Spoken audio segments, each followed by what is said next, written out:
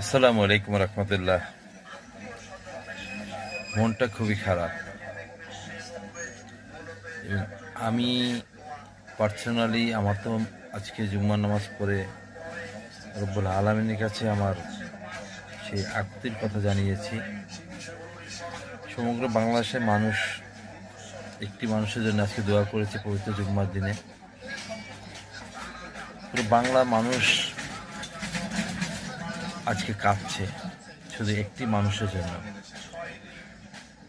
আদ অব্দি আমার জন্ম 1980 দশকে প্রথম দিকে। আমার জ্ঞান থাকা সত্ত্বে আজকের যে আবেগ আপ্লুত যে পুরো বাংলার মানুষ আপম জনগণ, এরকম আমি কখনো দেখিনি। একটি মানুষের জন্য সর্বস্তরের মানুষ দোয়া প্রার্থনা করতে পারে। কিছু আংশিক মানুষ তাকে নিয়ে ভিন্ন মত থাকবে, এটাই স্বাভাবিক, কেন পক্ষ বিপক্ষ থাকে। মেজরিটি পার্সেন্ট যারা এই হাদি ভাইকে পছন্দ করেন তারাই দোয়া করেছে। বাংলাদেশে একটি মহল আছেন যারা এটার হাদিবের বিপক্ষে। আমি কালকে গভীর রাতে 4টার দিকে আমি কিছু ওই গোষ্ঠীর ফেসবুক স্ক্রল করলাম, মানে আমি ট্রেনে দেখলাম যে ওনাকে নিয়ে তাদের অনুশোচনা বা নিজের গভীরতা জায়গা থেকে ওনাকে নিয়ে কিছু বলা।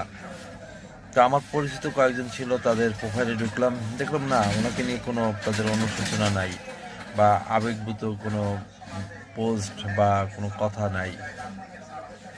তখন নিজেকে প্রশ্ন করলাম যে আসলে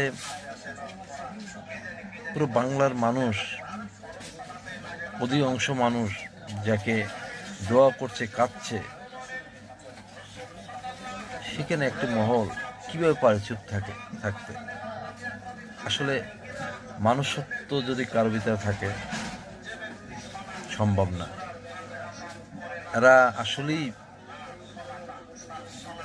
ফিরআউনের বংশধর। এদের মনটাকে আল্লাহ রব্বুল আলামিন শীষে দিয়ে তৈরি করেছে। তাদের কাজ হচ্ছে মানুষকে কষ্ট দেওয়া, অত্যাচার করা। আল্লাহ তাআলা তাদেরকে হেদায়েত দেন, তার চেয়ে আমরা আর কিছুই বলতে পারি না। আল্লাহর কাছে আমাদের সকল ফয়সালা।